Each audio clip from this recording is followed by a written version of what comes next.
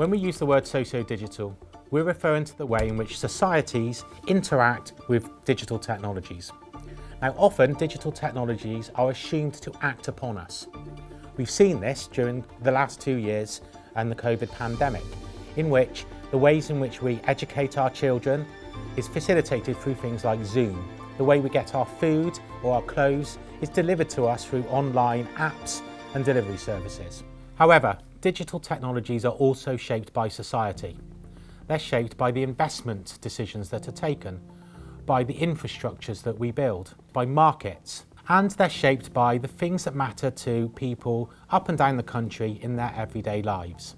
So when we talk about the socio-digital, we're talking about the ways in which digital technologies are shaped by society, and society is shaped by digital technologies.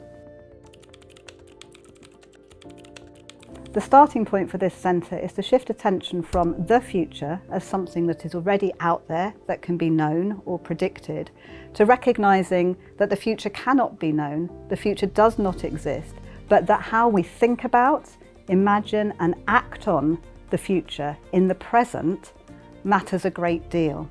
Claims about what kinds of futures there could be drive government policy. They drive large-scale investments by big commercial companies. We might think about the metaverse, for example, or Elon Musk's rocket to Mars. And those have very real consequences for which technologies are developed, who's included, who's excluded, and what kinds of possible futures are opened up and closed down. Understanding those futures in the making and the consequences that they have is the work of this centre. Our ESRC Centre for Sociodigital Futures will drive a 5-year programme of research exploring 3 key questions. First, what claims are made about sociodigital futures and by who? Second, how are those claims acted on? And third, how do we develop the ideas and the tools that might drive those sociodigital futures towards fairer and more sustainable ways of life?